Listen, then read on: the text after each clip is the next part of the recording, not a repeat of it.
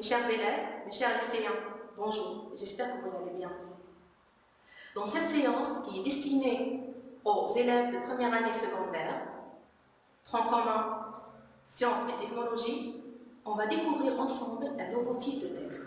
Mais avant de commencer, je tiens à vous rappeler que votre programme, c'est-à-dire le programme de cette année, première année secondaire, se compose de 3 parties, pour ne pas dire parties, de 3 projets fondamentaux. Dans le premier projet, on a vu 2 objets d'étude, qui sont la vulgarisation scientifique et l'interview. Dans ces 2 objets d'étude, on a su comment peut-on avoir des informations en expliquant. C'est-à-dire, ces 2 objets d'étude s'inscrivent dans le cadre de l'information, c'est-à-dire dans le cadre du texte informatif explicatif. Ensuite, nous avons le deuxième projet qui a pour objet d'étude le discours argumentatif. Dans cet objet d'étude, on a vu comment peut-on rédiger une lettre ouverte destinée à une autorité, et dans cette lettre, on a employé un ensemble d'arguments afin de convaincre ces autorités à trouver une solution à un tel ou tel problème. Dans le troisième projet, qui a pour objet d'étude la nouvelle, on va vous amener à identifier les caractéristiques du texte narratif, à savoir et connaître les composants du texte aussi narratif, comme le narrateur, les personnages et le cadre spatio-temporel. Savoir aussi la structure du récit, c'est-à-dire le texte narratif. Mais d'abord, on doit poser une question. Qu'est-ce qu'une nouvelle? La nouvelle est un sous-genre du roman, c'est-à-dire c'est un texte littéraire. Elle appartient au genre littéraire. C'est un récit généralement bref. Un récit généralement bref, c'est-à-dire une histoire courte, s'inscrivant dans un cadre spatio-temporel délimité. Le cadre spatio-temporel délimité, c'est l'ensemble des indices, c'est des mots qui indiquent le lieu et le temps du déroulement de cette histoire. Et présentant habituellement des personnages peu nombreux, basés sur un seul événement, qui finit par une fin brusque, une fin soudaine, une fin inattendue, une fin, si vous voulez dire, surprenante. Il y a plusieurs types de nouvelles. À titre d'exemple, nous avons la nouvelle fantastique. La nouvelle fantastique, c'est quoi? C'est un texte narratif. Là où l'auteur raconte une histoire imaginaire, c'est-à-dire il invente une histoire, il invente des événements. Deuxièmement, nous avons la nouvelle d'anticipation. La nouvelle d'anticipation, là où l'auteur raconte des événements qui vont se dérouler dans le futur, c'est-à-dire il anticipe une histoire. Finalement, nous avons la nouvelle réaliste qui est la base de notre objet d'étude, bien de notre projet. Qu'est-ce qu'une nouvelle réaliste? La nouvelle réaliste, comme l'indique son nom, se base sur la réalité. C'est-à-dire, c'est une histoire réelle, c'est des événements réels, c'est des événements véridiques. Contrairement aux contes imaginaires, comme on l'a déjà expliqué dans la nouvelle fantastique. Les contes imaginaires, c'est comme celui de Cendrillon et comme celui, par exemple, de Petit Chaperon, c'est-à-dire c'est des contes d'enfance. Comme tout texte narratif, bien comme tous les autres récits, la nouvelle réaliste suit un plan. Ce plan-là, on l'appelle le schéma narratif. Il se compose de 3 parties essentielles. Premièrement, nous avons la situation initiale, dans laquelle on commence notre histoire. Elle est marquée par un certain équilibre.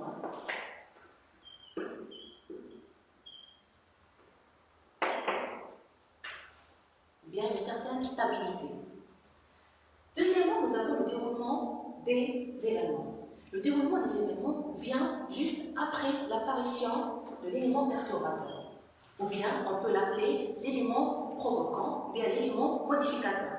Cet élément vient pour imposer un certain déséquilibre de la situation initiale. C'est-à-dire un certain changement. Il va changer la situation. Il va créer un déséquilibre.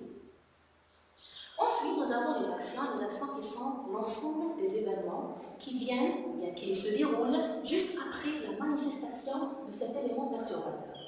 Finalement, nous avons la troisième partie qui est la situation finale, là où on finit notre histoire, là où on conclut notre histoire, et là où on retourne à l'équilibre dans la première phase, ou bien dans la situation initiale. Comme on a l'habitude de faire, on va commencer notre projet par une activité d'évaluation diagnostique dans le but de tester vos acquis, c'est-à-dire je vais tester les acquis des apprenants. Commençons notre évaluation en lisant ce texte afin de répondre aux questions. Bon, il était absent depuis quelques heures et le petit Fortunato était tranquillement étendu au soleil, regardant les montagnes bleues et pensant que le dimanche prochain, il irait dîner à la ville, chez son oncle, le caporal. Quand il fut soudainement interrompu dans ses méditations par l'explosion d'une arme à feu, il se leva et se tourna du côté de la plaine, d'où portait ce bruit. D'autres coups de fusil se succédèrent. Enfin, dans le sentier qui menait de la plaine à la maison de Mathieu, parut un homme coiffé d'un bonnet pointu comme en portent les montagnards. Donc, je vais relire ce texte encore une fois afin de répondre aux questions. Il était absent depuis quelques heures et le petit Fortunato était tranquillement étendu au soleil, regardant les montagnes bleues et pensant que le dimanche prochain, il irait dîner à la ville, chez son oncle, le caporal. Quand il fut soudainement interrompu dans ses méditations par l'explosion d'une arme à feu, il se leva et se tourna du côté de la plaine, d'où portait ce bruit. D'autres coups de fusil se succédèrent. Enfin, dans le sentier qui menait de la plaine à la maison de Mathieu, parut un homme coiffé d'un bonnet, pointu comme en portent les montagnards. Donc, on va lire les questions. Quel est le type de ce texte? Quels sont les personnages cités dans le texte? Quels sont les indicateurs du temps employés dans ce texte? Commençons par la première question. Quel est le type de ce texte?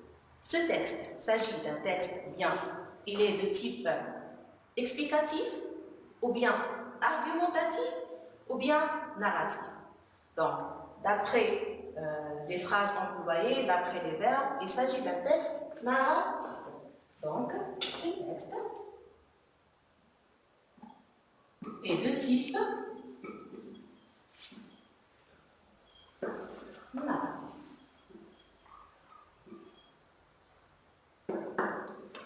Passons à la deuxième question. Quels sont les personnages cités dans le texte? Donc, on va lire le texte, on va repérer les personnages cités dans ce texte. Il était absent depuis quelques heures et le petit Fortunato, donc c'est le premier personnage, était tranquillement étendu au soleil, regardant les montagnes bleues et pensant que le dimanche prochain, il irait dîner à la ville, chez son oncle, le caporal. Ça, c'est le deuxième personnage. Maintenant, on va passer au reste du texte. Quand il fut soudainement interrompu dans ses méditations par l'explosion d'une arme à feu, il se leva et se tourna du côté de la plaine, d'où portait ce bruit. D'autres coups de fusil se succédèrent. Enfin, dans le sentier qui menait de la plaine à la maison de Mathieu, c'est-à-dire Mathieu ici, c'est le troisième personnage, parut un homme coiffé d'un bonnet pointu comme en porte les montagnards, c'est le quatrième personnage. Donc, les personnages cités dans ce texte sont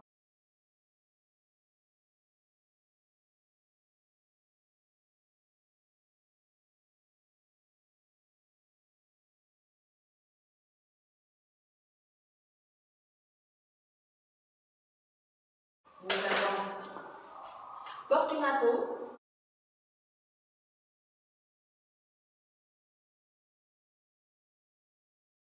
nous avons son oncle, le caporal,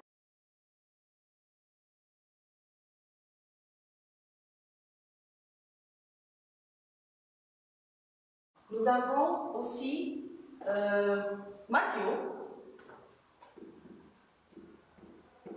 et finalement nous avons l'homme qui porte le bonnet pointu.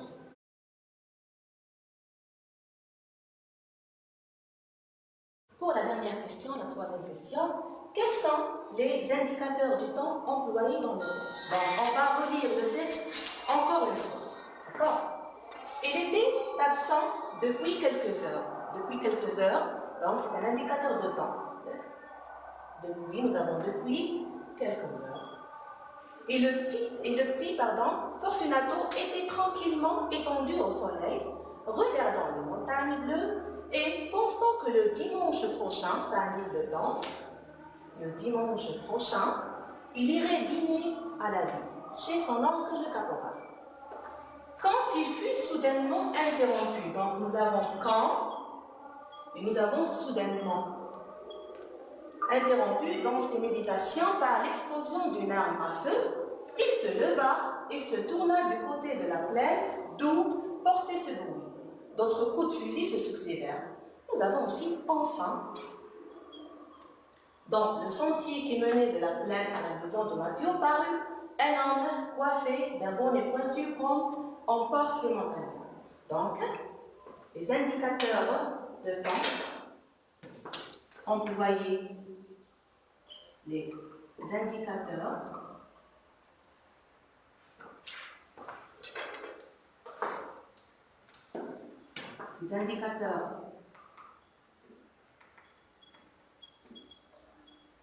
de temps employés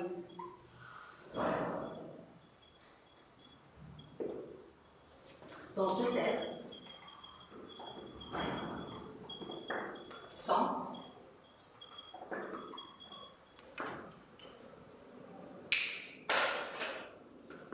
depuis quelques heures, le dimanche prochain, quand soudainement et enfin.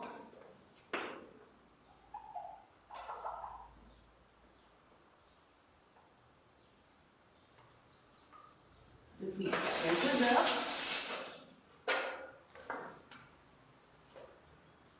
le dimanche prochain,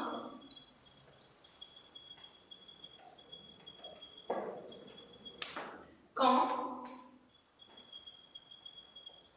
soudainement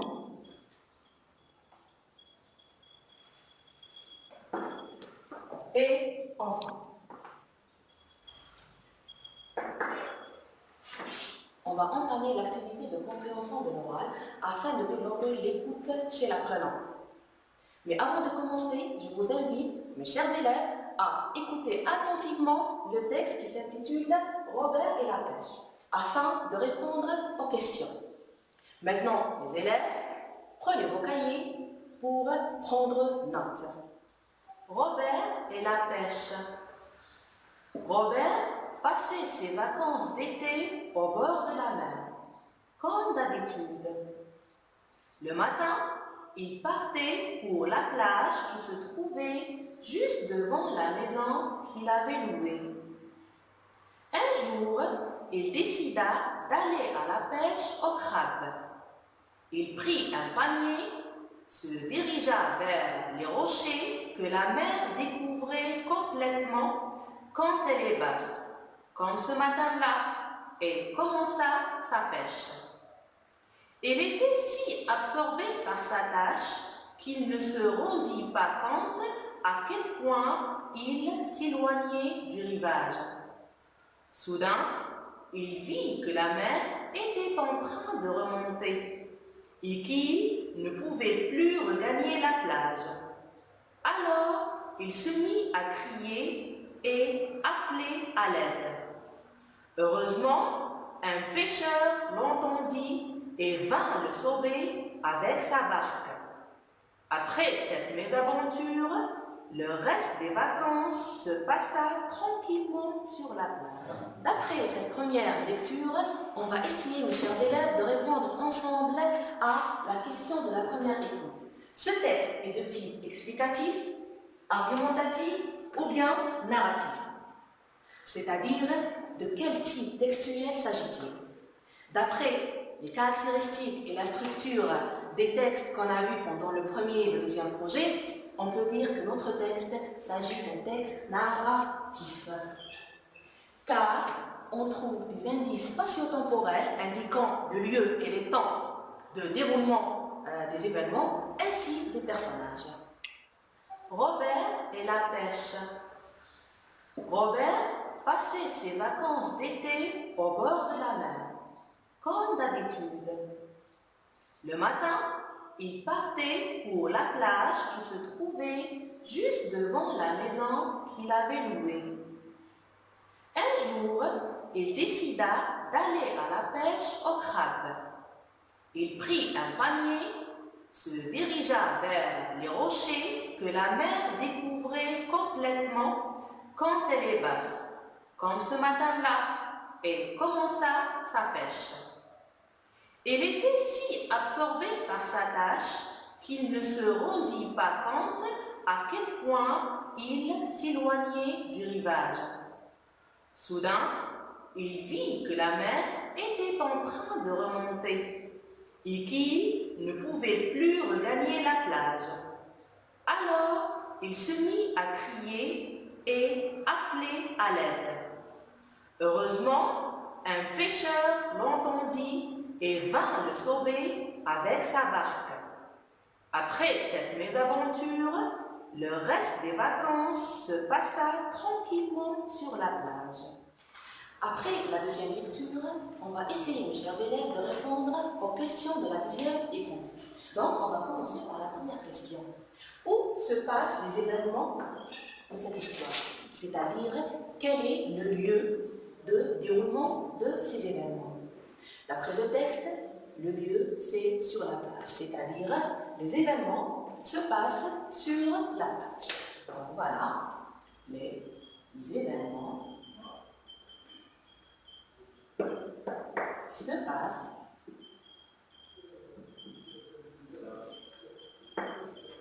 sur la plage.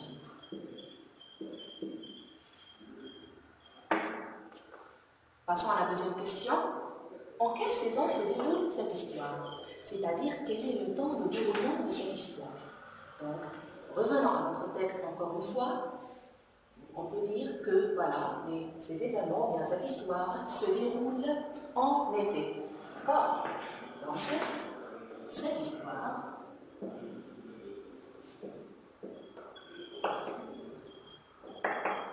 se déroule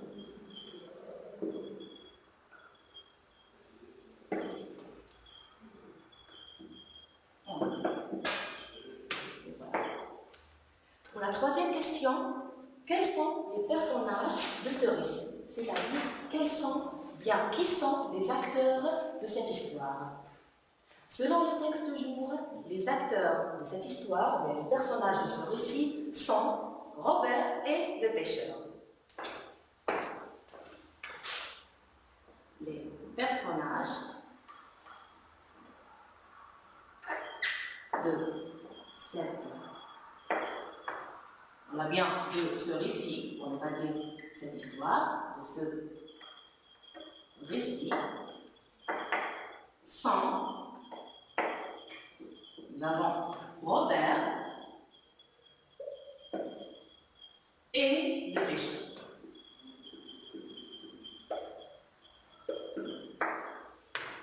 Passons maintenant à la quatrième question, qui nous demande de relever du texte 3 mots appartenant au champ lexical du mot « mer ».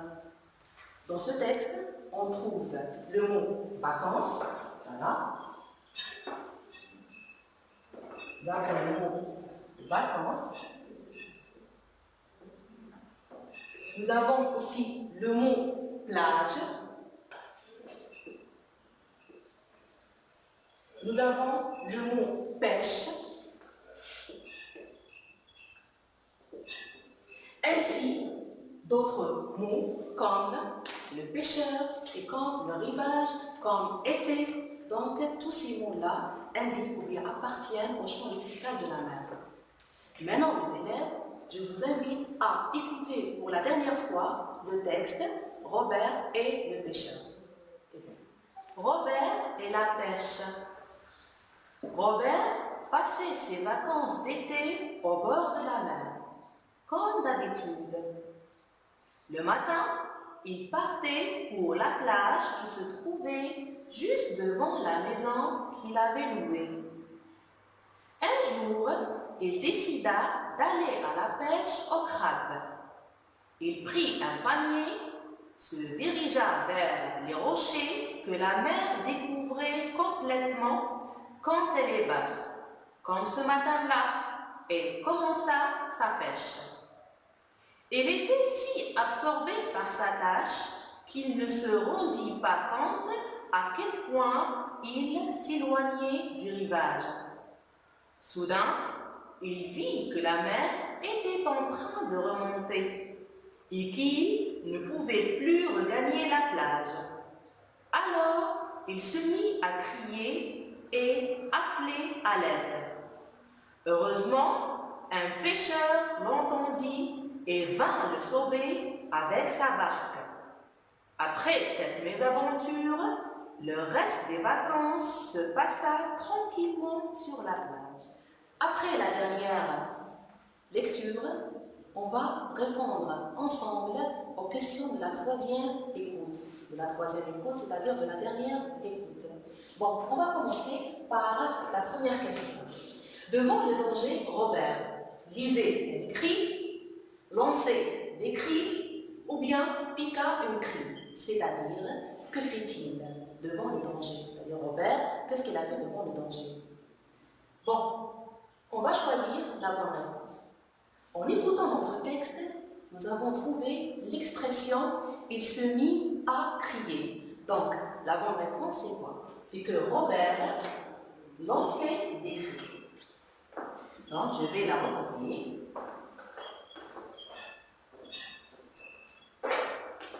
Robert lançait des cris. Passons à la deuxième question qui est la dernière question de notre séance de compréhension de l'oral d'aujourd'hui. Donc, dans le texte, le mot soudain veut dire toutefois, tout à coup, souvent, parfois. Donc, on va choisir la bonne réponse. Le mot soudain, mes chers élèves, veut dire, ou bien désigne, ou bien signifie le mot tout à coup. Donc, là, vous recopiez la bonne réponse. Tout à coup. Voilà notre séance pour aujourd'hui. Merci infiniment pour votre attention et on se revoit la séance prochaine.